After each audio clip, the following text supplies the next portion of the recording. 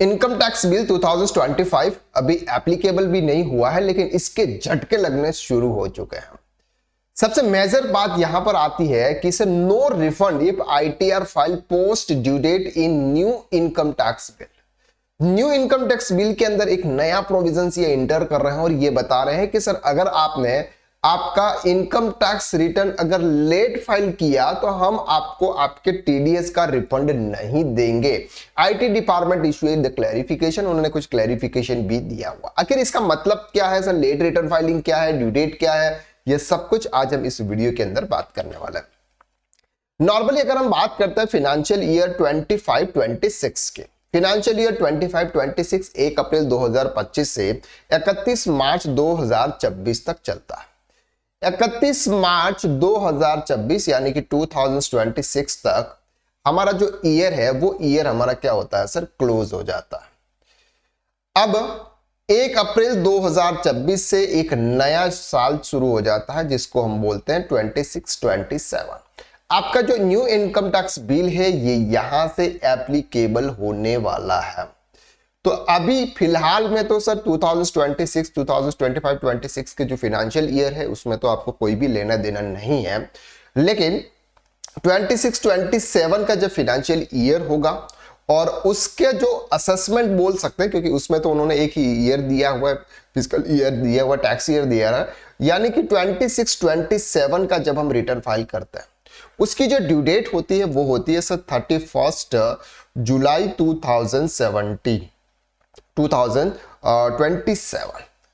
2027, यानी कि sir 26-27 financial year का जब आप इनकम टैक्स रिटर्न भरने जाओगे और अगर आप इंडिविजुअल हैं, आपके ऊपर टैक्स ऑडिट एप्लीकेबल नहीं है, तो आपके लिए जो ड्यू डेट होगी सर वो 31 जुलाई 2027 होगी। अब अगर आपका किसी भी पर्सन ने टीडीएस डिडक्ट किया हुआ है, फॉर एग्जांपल आपकी कोई सर्विस या फिर आपका कोई भी किसी भी इनकम पर सामने वाले पर्सन से टीडीएस डिडक्ट किया था और उस टीडीएस की वैल्यू है फॉर एग्जांपल 40,000 रुपीस। अब आपको अगर ये रिफंड लेना, आपका जो टैक्स पेबल है, आपने इनकम कैलकुलेट की, इनकम के हिसाब से आपका टैक्स पेबल आ रहा है सर 0, यानी कि 40,000 माइनस टैक्स पेबल 0, तो आपका 40,000 रुपीज आपका क्या होने वाला है सर, रिफंड होने वाला है। लेकिन अब उन्होंने ये बता रहे हैं कि सर अगर आपको इसका रिफंड लेना है तो आपको आपका रिटर्न ड्यू डेट से पहले फाइल करना होगा, यानी कि 31 जुलाई 2027 से पहले आपको आपका यह रिटर्न फाइल करना होगा। अदरवाइज इसके बाद अगर आप फाइल करोगे तो आपको इसका रिफंड नहीं मिलेगा। अभी का क्लॉज यानी कि इनकम टैक्स एक्ट 1961 क्या कहता है, इनकम टैक्स एक्ट 1961 कहता है कि सर आपकी जो ड्यू डेट है वो सर 31 जुलाई है, आपको यहां तक रिटर्न फाइल करना है, ठीक है। यहां पर आपको कोई भी लेट फीस चार्ज नहीं होगी।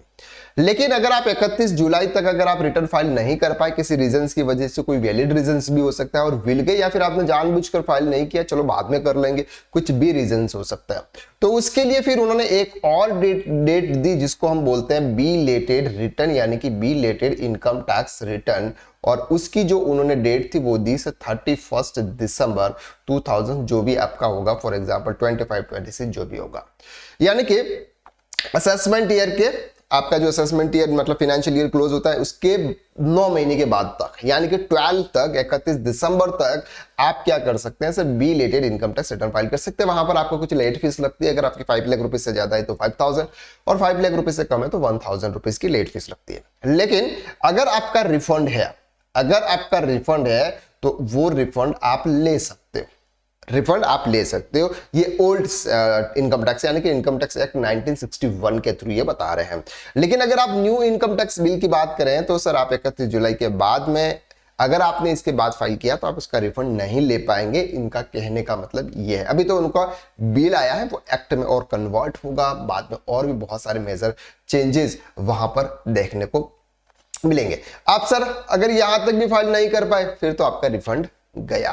क्यों गया सर? क्योंकि फिर आ जाता है सर आपका अपडेटेड रिटर्न।